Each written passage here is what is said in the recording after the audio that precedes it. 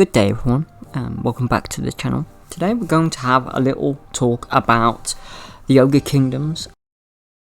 CA has dropped a new trailer for the Ogre Kingdoms in the upcoming Total War 3.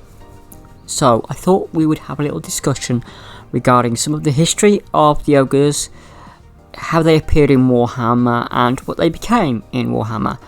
This might be the start of a little series where I go through the Ogre Kingdoms army as someone who picked them up when they first arrived and how they evolved over the various editions.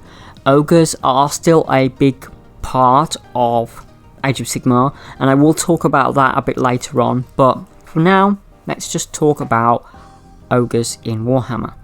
Good. Ogres in Warhammer were a mercenary group of individuals or a race which appeared in three main army lists. They appeared in Empire, they appeared in Orks and Goblins, and they appeared in Chaos. The Chaos ones were slightly different because Chaos mutates stuff, and they continued to appear in Chaos armies as Chaos Ogres, separately from when they evolved into Ogre Kingdoms.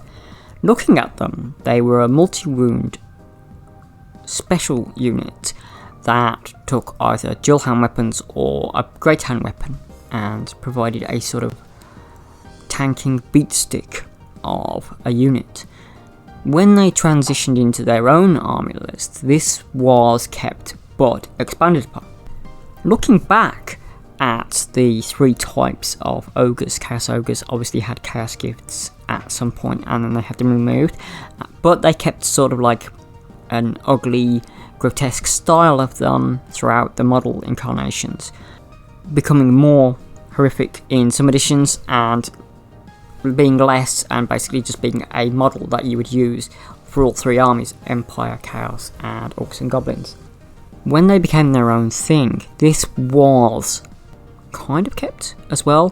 Chaos Ogres were obviously separated into a Chaos book, and when Ogre Kingdoms got their book they were removed from Empire and they were removed from the Orks and Goblins book, which is a bit of a shame because it would have been nice to have them as, you know, a flavourful unit.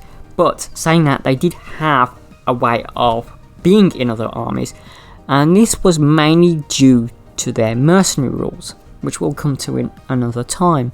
So, we've just talked about the Ogres of the previous edition. Now, the Ogres first got their own army book, Ogre Kingdoms, in 6th edition. This was a brand new army.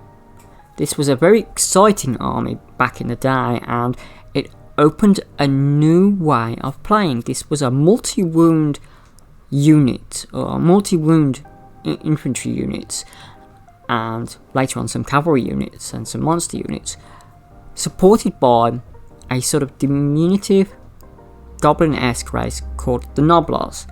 The Noblars are a sort of helper slash pet slash emergency food source race of the ogres, and they are quite amusing in a lot of things. They would follow them around, they would be treated as pets, and they would be marked by the ogres by biting their ears. This was a thing that I think they've dropped in Age of Sigmar, but it was an amusing kind of like, well, they're just keeping them around in case they're hungry. When they got their own law, ogres were said to be blessed by the Great Maw. This is a sort of like living warpstone meteor that the Emperor of Cathay, as I previously mentioned in my other video, rammed down on the ogre tribes to try and stop them from eating his children. If you're going to notice, there's going to be a lot of mentions of the ogres eating people. This is their main drive for their army. They're continuously hungry, driven by more mad by the Great Maw, and they receive blessings, and it's a sort of curse for them. Ogres are described as being big and ugly, and they obviously have looks of a sort of steppe people. They lacked in 6th edition cavalry, but did get some via Forge World at a later date. Ogre culture is completely driven by food. It's completely 100% driven by food in Warhammer Fantasy, and they needed to constantly eat, otherwise they would be gripped by enormous pain and madness. This is of course probably due to the Cathayans meteorite, the living meteorite of the Great Maw, making it worse.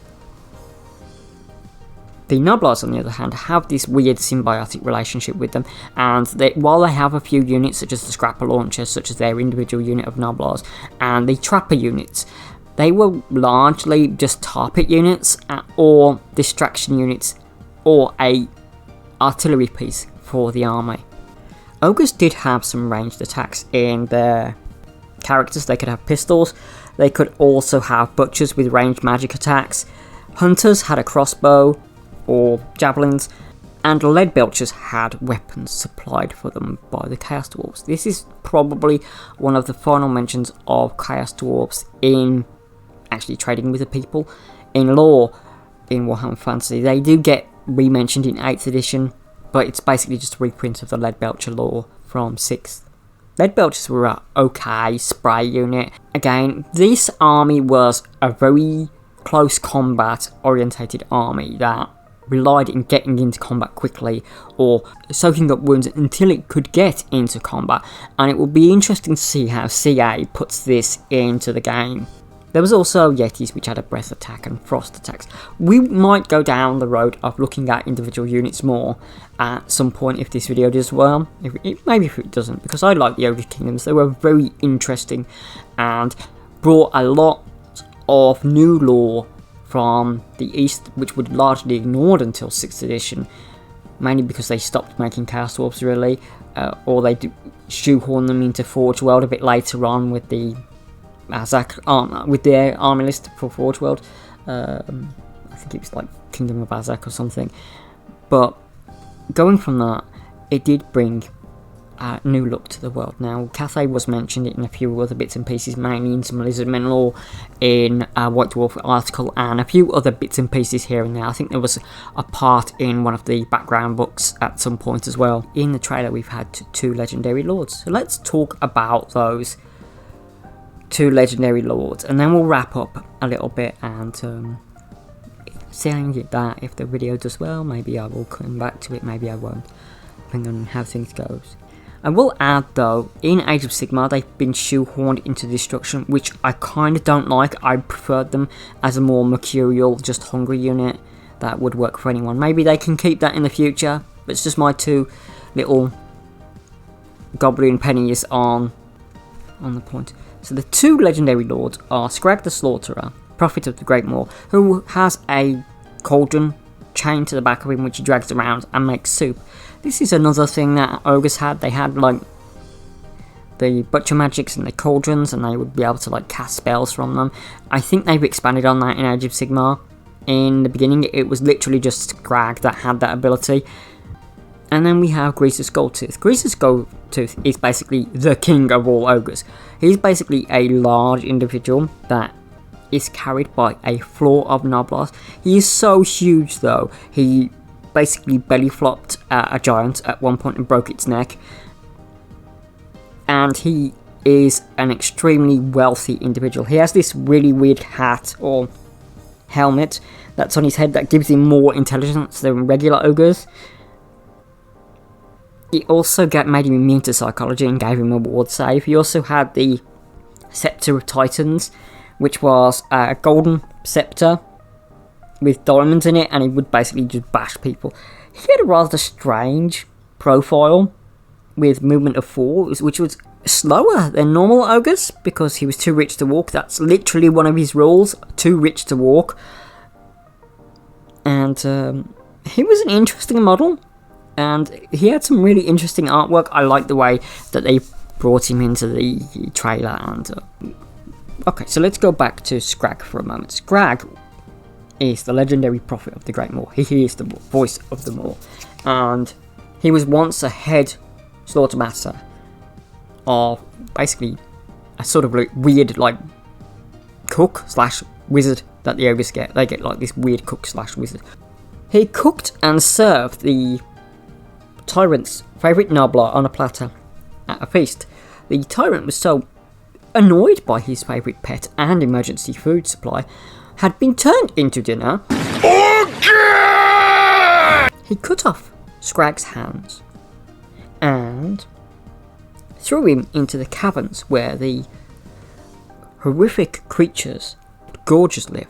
He became a sort of living embodiment of hunger, and he attached the cauldron to his back. So he's always dragging this massive cauldron with him into battle.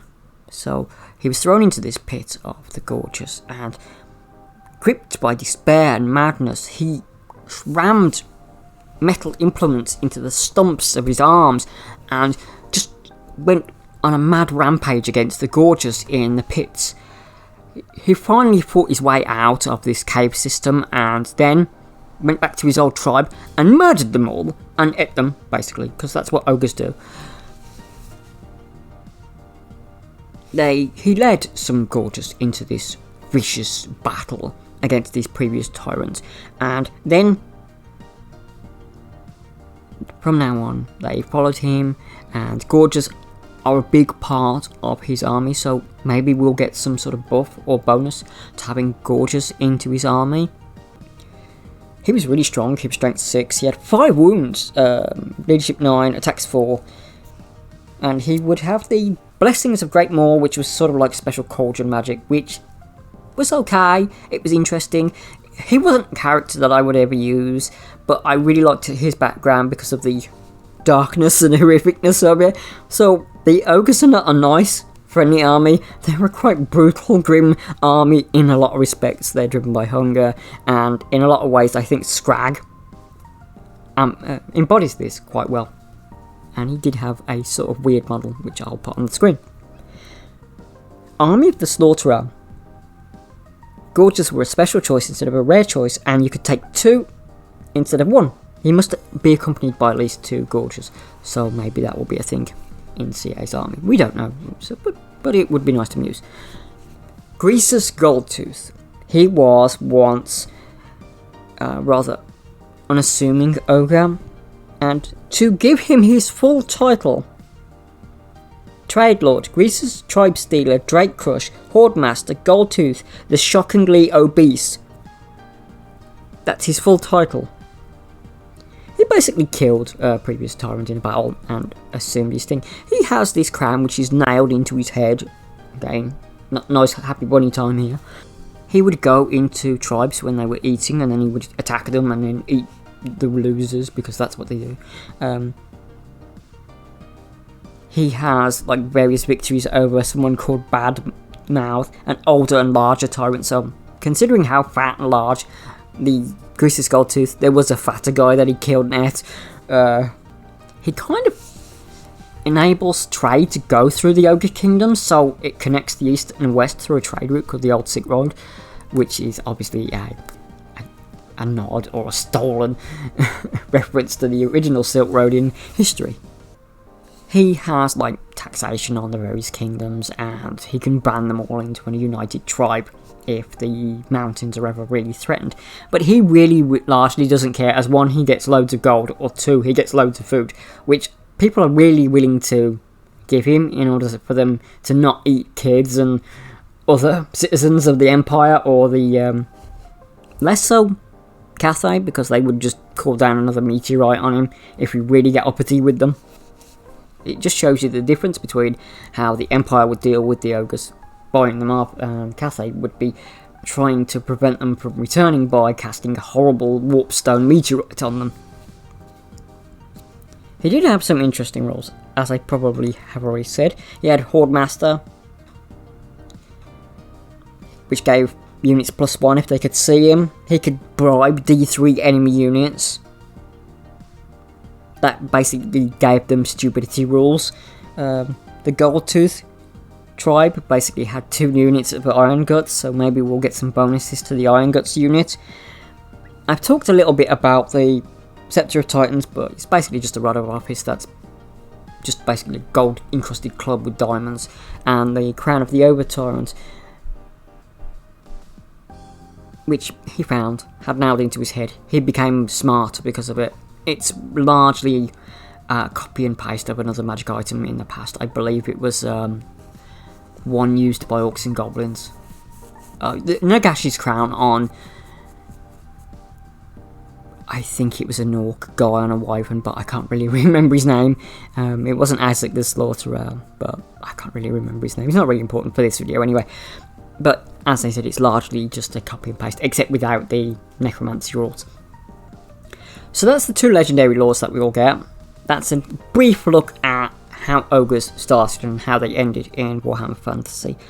I won't go through the end times lore yet, because there is someone I'm going to go through that with, and we will look at the Ogre end times lore, which is probably just as bad as the other ones, at a later date. If you like this video, that would really help me out. So I've been Trix, you've been you, and happy gaming if you're going to play the Ogres. If you aren't, are you going to play Cathay? Are you going to play Kislev? Yes, that video is going to come soon as well. Thank you all for your time, and take care, and bye bye.